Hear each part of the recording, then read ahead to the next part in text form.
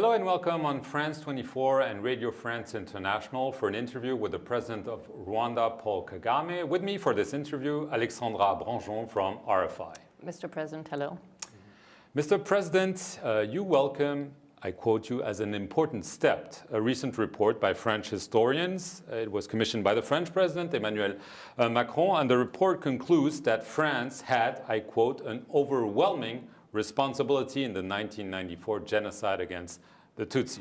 The French President is scheduled to visit Rwanda in a few days. Is this a watershed moment in the relationship? Are we on the brink of full normalization between France and Rwanda? To begin with all you said, I think this is a big step forward that is welcome by Rwanda and I guess by many in France, that we can have these facts, the truth established by independent people, by independent commissions, because there is a report by de Klerk and another commission on our side by Muse. There is a convergence as to the facts and evidence for what happened, that many people, or really not many, but at least made a lot of noise, disputed the facts and evidence. So now we can move forward on that basis that we have established facts and evidence of what happened. And this is like history being put to bear on the judgment of the truth. And I think that helps people to move forward and do the most important thing of how people relate, countries relate. And I think France and Rwanda have a chance now and a good basis on which to create a good relationship, as the case should have been. Then the rest we can leave it behind us. Maybe not forget it, but forgive it, and be able to move forward. I think that's the most important thing. So I think we are really moving very well forward. Mr. President, you talk about moving forward, convergence of facts. Now, this report concluded that France bears an overwhelming responsibility, but it does not conclude that France was complicit. Do you agree with that? Do you agree with that conclusion? I agree with many things that the two reports established. And there is convergence between the two reports. The report by our side and the report by France. There are differences that are important, but they do not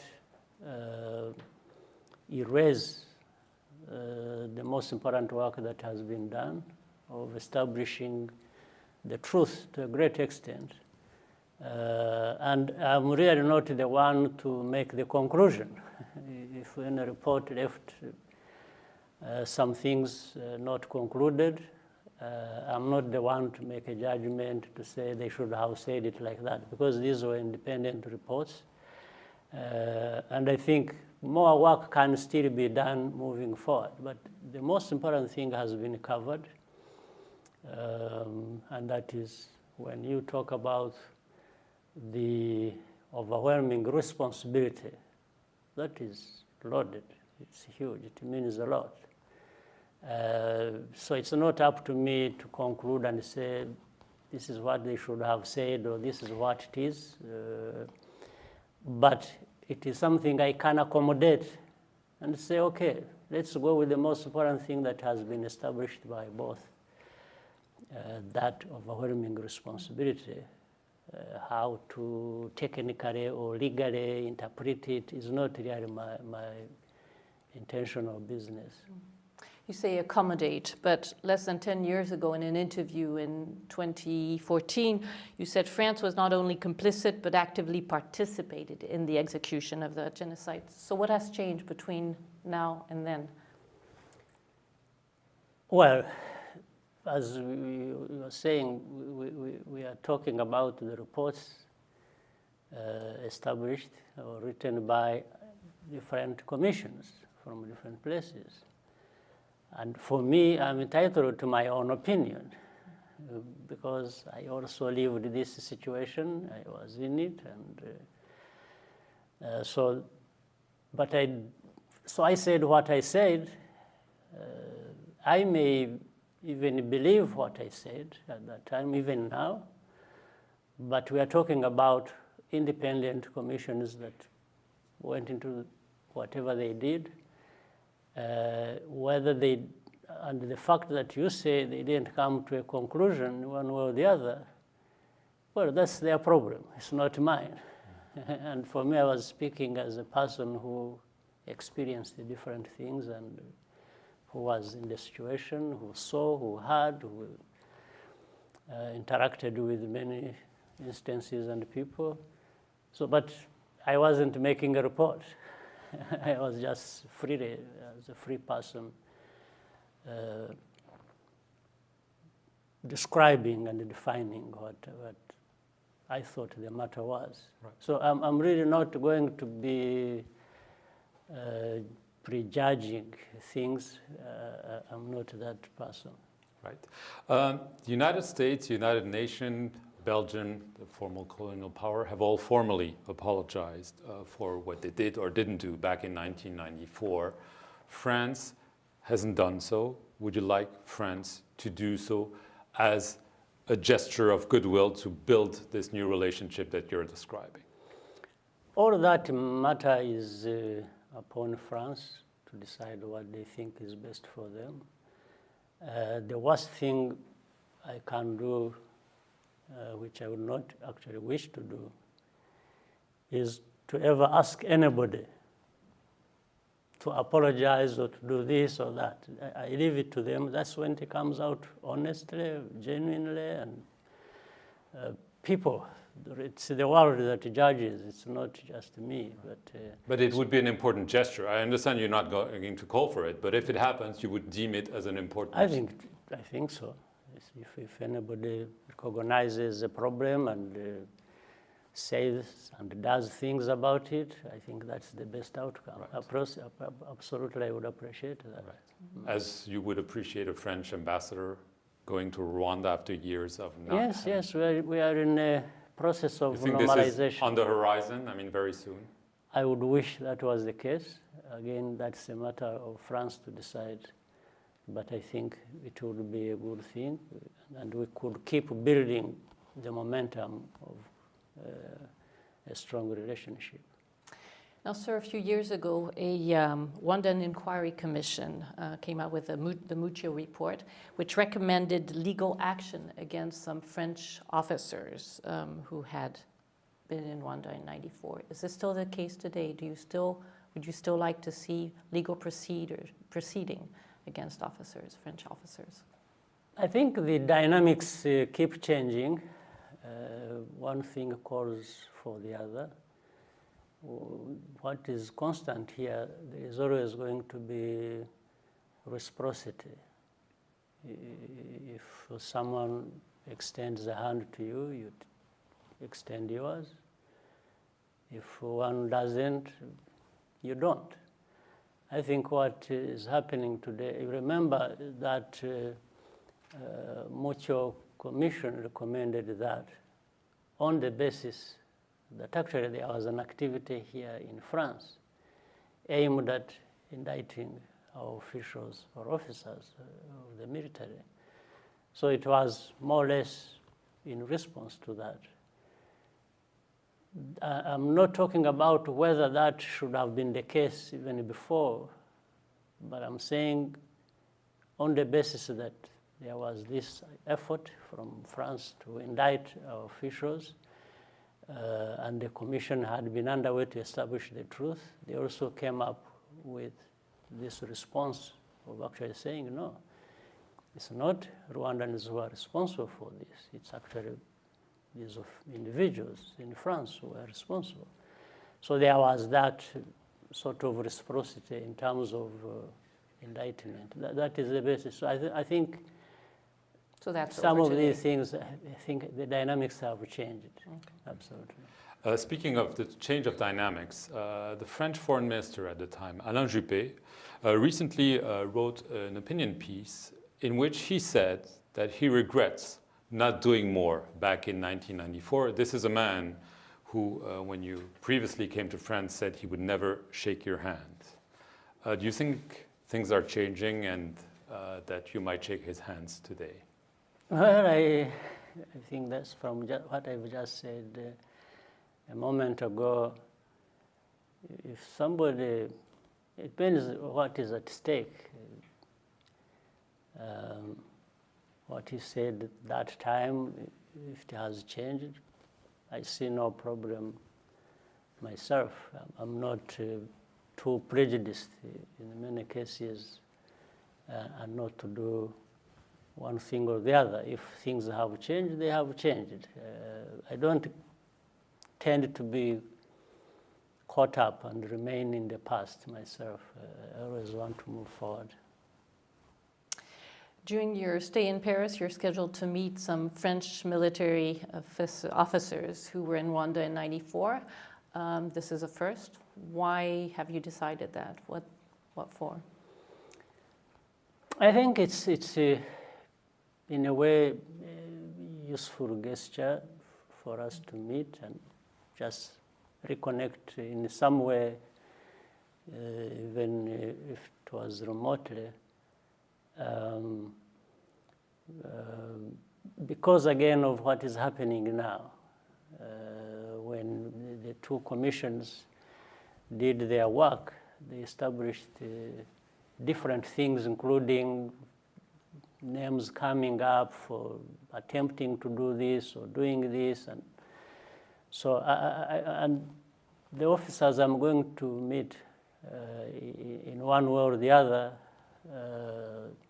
featured in this complicated history we had between Rwanda and France. And I thought it was a good gesture to reconnect in that context of history and even for a moment, just on the basis of what has been under discussion in those reports. Is there anything standing in the way of full reconciliation between France and Rwanda? For instance, you still have the presence of genocide suspects in France. A few months ago, France had Félicien Kabuga arrested. He was the financier, if I may use that expression, of the genocide. Does this signal in your eyes that France is really finally willing to go after the so-called génocidaires on its soil? Well, I think it's a good start, but maybe more could be done. So my perspective is that we can encourage more good things to happen if France is willing to do that. There are still a number of genocide suspects here in France whose cases have not been handled the way they should. Or there are genocide deniers who are here in France who still make a lot of noise and make different things difficult or more difficult. And yet, the good thing is in France here you have the law that actually punishes such things like genocide or Holocaust denial. So maybe all these tools should be put to good use so that we continue cleaning up the political environment that exists between France and Rwanda. Let's take an example. Agatha Biarimana, the former wife of the killed president, she is in legal limbo here in France. Would you like France to kick her out, extradite her? I mean, this would obviously be a very symbolic gesture, it's been hanging over the relationship for years now. For me, I really say it in general terms and leave responsibilities where they belong.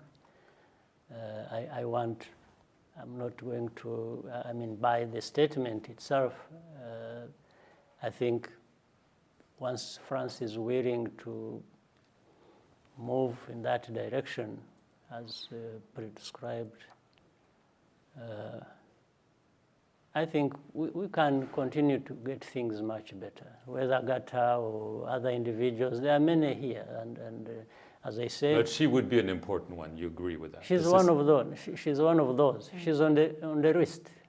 There is no question. On the long list, she's at the top. So, but France will decide what to do. I'm not going to advise them what to do. I can only request them, maybe, and that should be done officially in the official communication. But I'm not going in any way to tell them what to do. I can only request them what to do. And I'm saying these people should be looked at. Genocidaires, genocide deniers, they are more or less the same, who operate and are active here in France. I leave it to France government and judiciary to deal with. Staying with justice and accountability, last month the Congolese Nobel Peace Prize winner, Denis Mukwege, was in Paris. He called and he asked France to help bring justice to those responsible of crimes in Eastern Congo. Some of them were committed by soldiers of the region, Congo's neighbors. That's according to UN experts. Would you agree to have Rwandan officers prosecuted for crimes committed in Eastern Congo in the wake of the genocide? As you might be aware, the mapping report has been extremely controversial and in actual fact highly disputed by people, whether others in Congo or in the neighboring countries. It was highly politicized, and for a reason that is very complicated. We were talking about a while ago, let's say, in the report, and then what you said about responsibility, say, of France and Rwanda, and then the indictments, either Rwanda by Rwanda, or French officials, or French government, or Rwandan officials. This kind of process of politics, if you will, has been, or the underlying causes have been huge contaminants. The contamination of it in the region and in the Congo is huge, and it goes global. And of course, there are these things that are hyped and brought up. I think Mukwege becomes just a symbol or a tool of these forces you don't get to see, and he's made a Nobel laureate, and therefore he's told what to say, and that will influence people's opinion, and so on. So it's but it is highly controversial, it's highly disputed, and I don't think it can. And by the way, there are also other reports that dispute and say completely the opposite. The opposite, that there were no crimes committed There were in the no region? crimes, yes. In the Eastern Democratic Republic of Congo? Absolutely. And not by the individuals either talked about or by countries talked about. It's like it's the theory of a double genocide that is playing out here. It's like the people, the genocide that was carried out in Rwanda against the Tutsis is something that has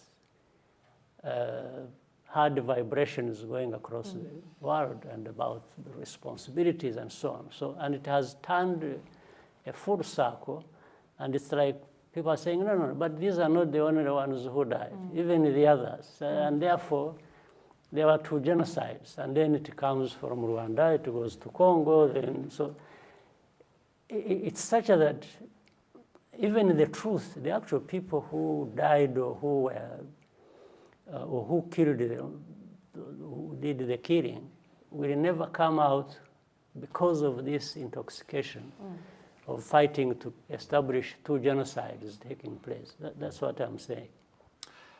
In the east of Congo, the security situation continues to be very bad. Some say it continues to deteriorate. The Congolese government has decreed a state of siege in 2 areas, Ituri and North Kivu, for 30 days, maybe longer. Is this a good move? Do you agree with it? It is a good move to begin with, but that alone is not enough. It's what is done following the decision that is also equally important. Because the Congolese military's record is not great, so I mean, put them in charge is maybe not such a good idea. Yeah, but you see, again, these are some of the things that distort the picture. Here we talk about the Congolese military not being fully in charge or not being the best. But we have also had the UN forces and the UN from outside for now 24 years.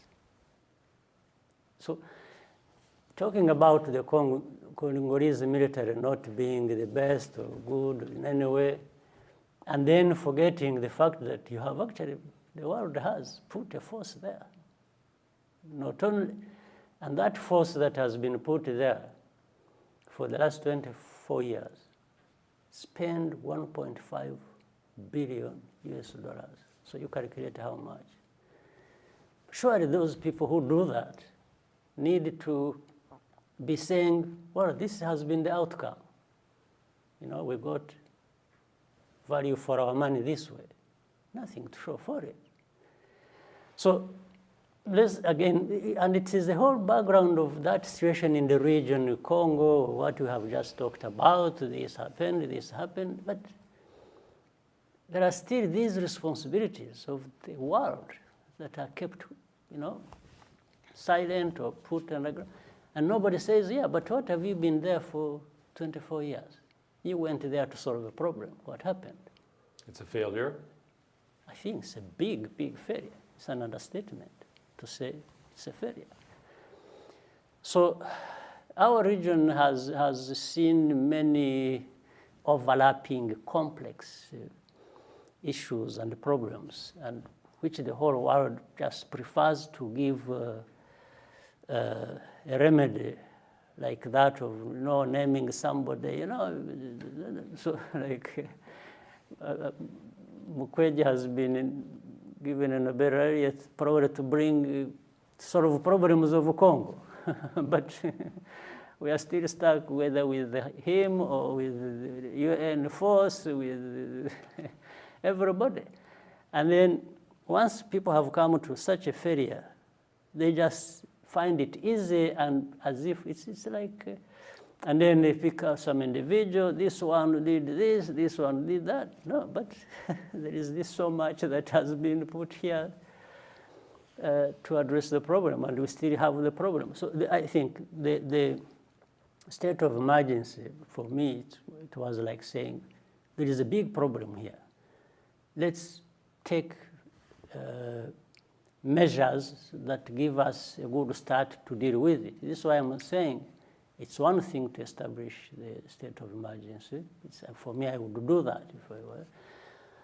But I would follow it up also with a well thought out, planned actions to actually deal with in concrete terms, not to come and run over things again and then after 5 years you still have the same problem or even a much bigger problem. That's what has been happening in the whole region, not just Congo or Congo, of course, having a bigger share of the problem. Yeah, to your question, I think it is a good move, but we still have to do more. It asks us to do more. Now, talking about doing more, your country and Congo seem to have better relationships since President Tshisekedi was elected. You've both agreed to reinforce security at the borders between the two countries to tackle rebel groups that are operating in that region. How far are you in these talks? Are you talking about joint military operations, for instance? We are still talking about it. First is to identify the problem itself, how far does it go, and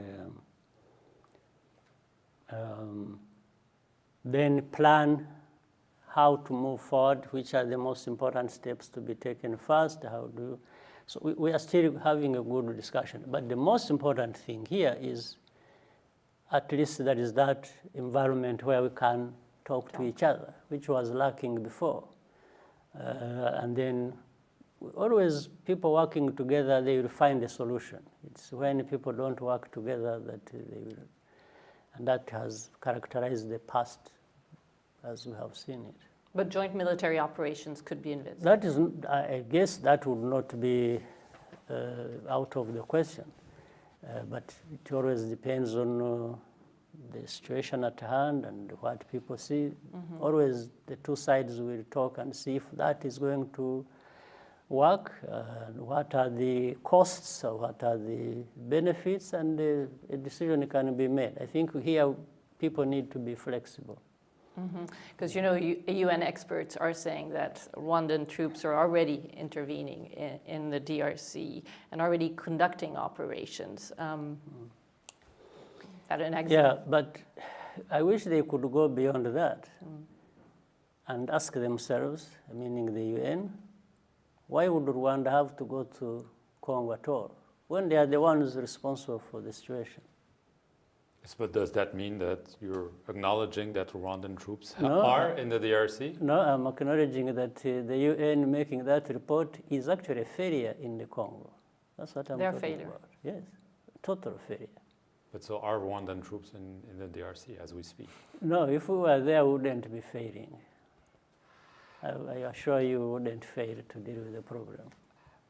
President Tshisekedi also made a surprise announcement recently. He said that Kenyan troops would be sent to the region. There are also reports of Ugandan troops. Are you in favor of foreign countries sending their troops to deal with this security issue in the east of the DRC? There are already foreign troops in DRC. As foreign as the people who come from 10,000 miles away. I'm talking about the UN. Right. So that's not...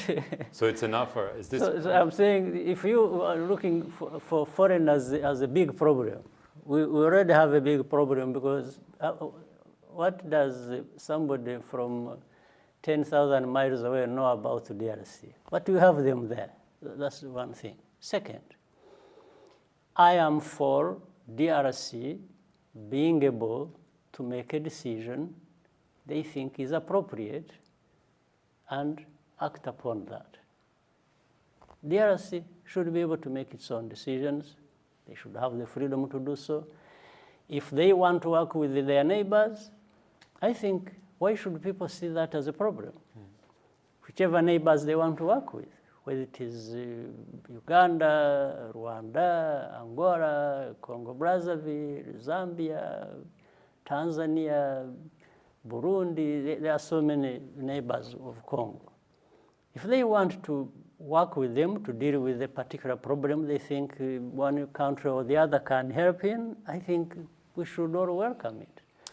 And again, for me, the issue is, once they've done it, let's see what the results are. Let's judge them by the results. I'm sure they would do that expecting to address the problem, not just for people to come and create another problem. So I think it would be a welcome idea. To first leave it to DRC to make their decisions, and we accept that. Yes, But stop this whole thing. This is what I was saying. You have a UN MONUSC in DRC for 20-something years. You have troops from different countries, from Asia, from Latin America, from Africa, they are there. They've been there for over 20 years. Why are we talking about this problem? Where one country is doing this, or if no, will you allow this country to come in? No, but tell me what these ones are doing. The same people who are reporting against any neighboring country being in Congo working with the Congolese government are the same people who have forces there for over 2 decades. Right. So, and doing nothing. So why don't we first answer that question? I mentioned in passing Uganda.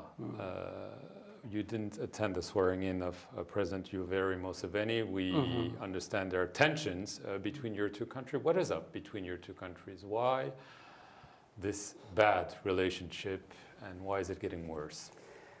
To describe it to you to the extent that you would understand it would take us a whole day. So I'm trying to summarize.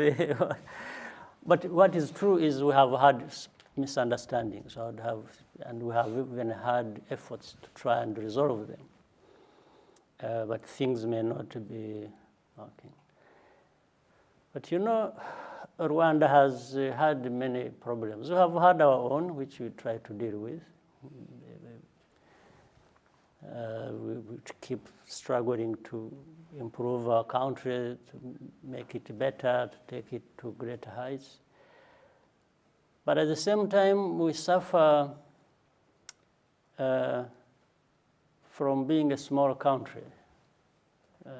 And those who think are slightly bigger than us think that we should be getting marching orders from them. And we are also good at telling people that they should leave us alone, and we want to grapple with our own problems and manage our problems. We can work very well with the people, but we don't want people to give us orders or to shape us the way they want, whether it is Uganda or even bigger countries. Those who think they can tell us, you do this, this is what is good for you, do that, or you must listen to me because of this. And we are very polite people as well. We tell them politely that no, that's not going to happen. And then sometimes people want to force it to happen. And that's where problems come up. So, but we are always looking forward to resolving whatever problems we have with anybody, including Uganda. Or like you have seen how we are making good progress with France. Why not with Uganda or any other country that we may have some problems with? So that's the way it is. So coming back to Rwanda and your internal problems, as you mentioned them, Paul Rusesabagina is currently on trial in Kigali, and he's charged with 9 counts, including terrorism for his alleged support to an armed group. He claims that he never condoned violence. Yes. One, he's not alone, by the way, in the trial. There are 20-something people who are being tried together with him. They were together in committing these crimes against Rwanda and Rwandans. They are all appearing in court. And in fact, and some of them, a few of them, are giving overwhelming evidence against him because he was their leader.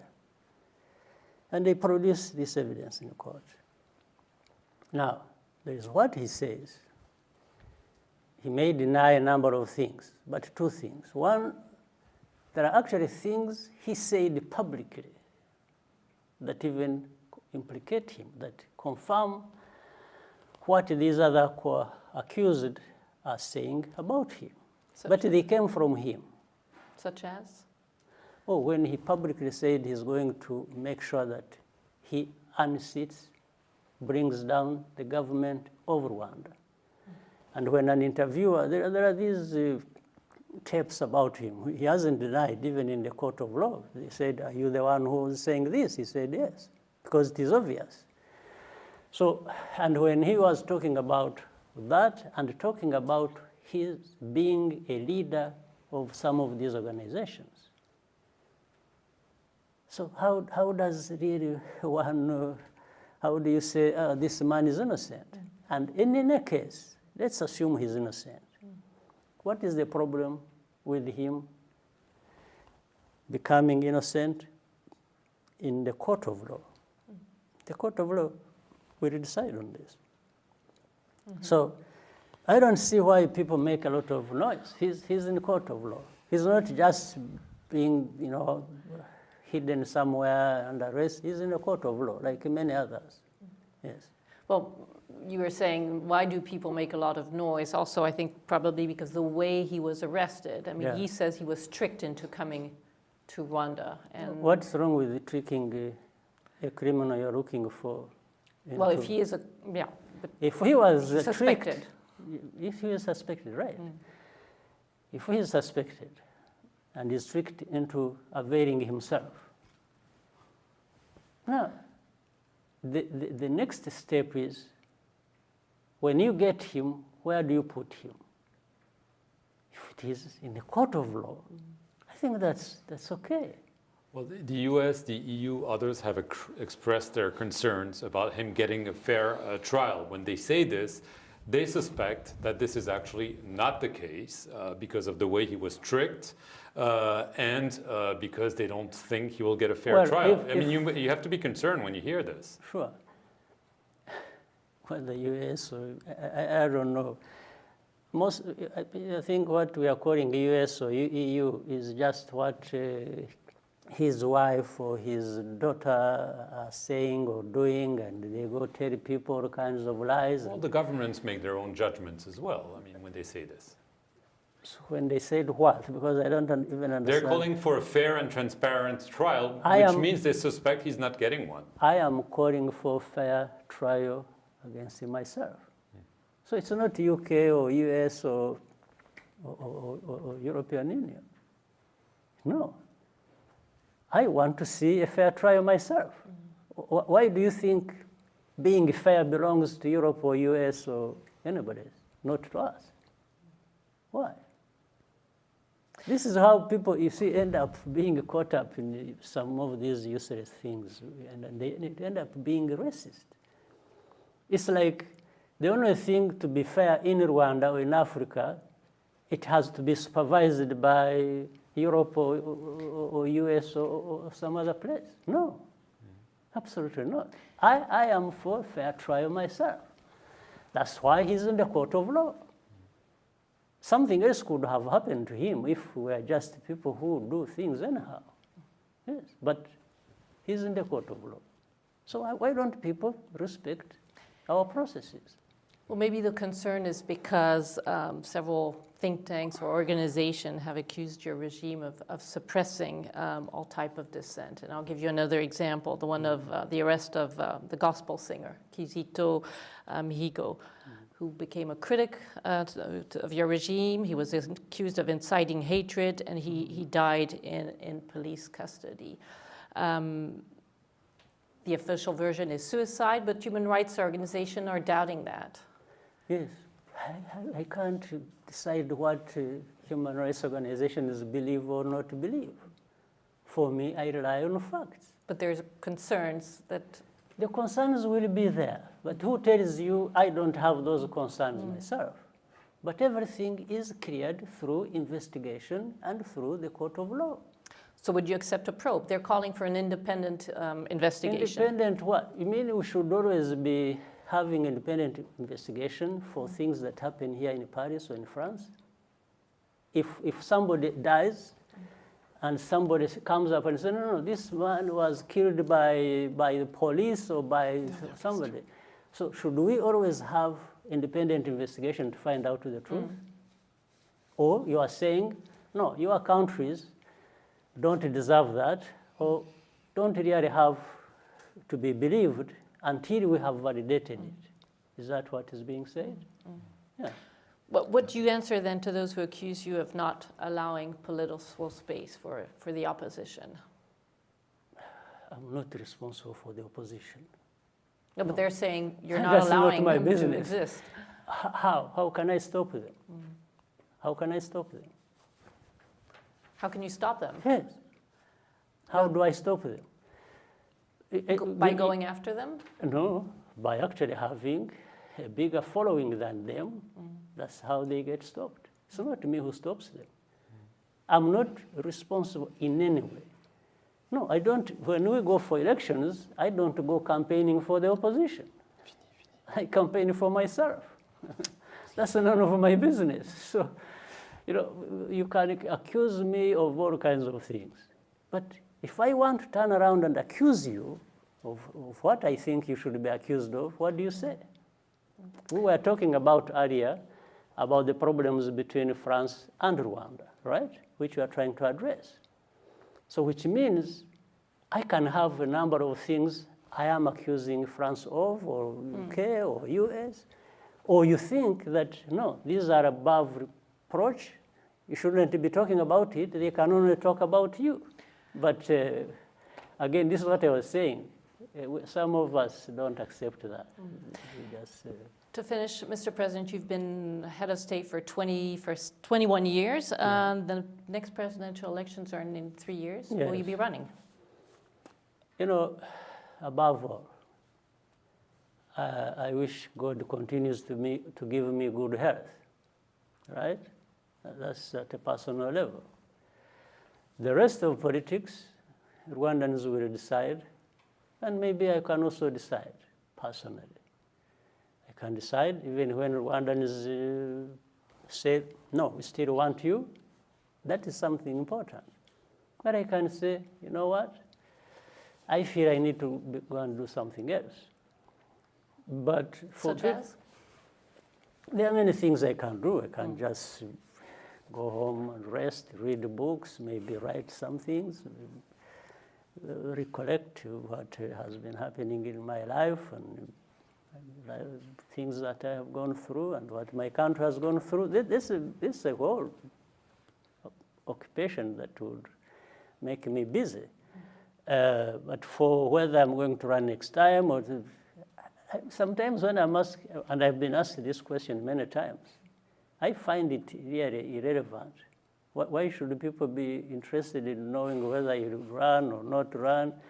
This is the affairs of my country. The rest are just bubbling. I don't.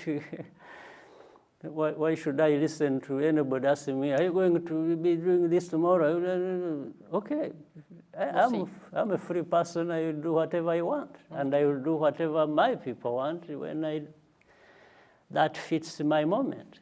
That's it. I don't run my life in according to media questions or reports or human rights, this or what. They say no.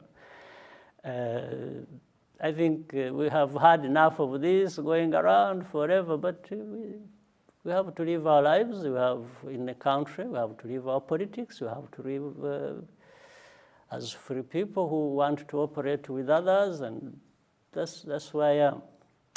Mr. President, thank you very much for Thank agreeing you. to this interview, and thank you to our listeners and viewers from France 24 and RFI, Radio France International.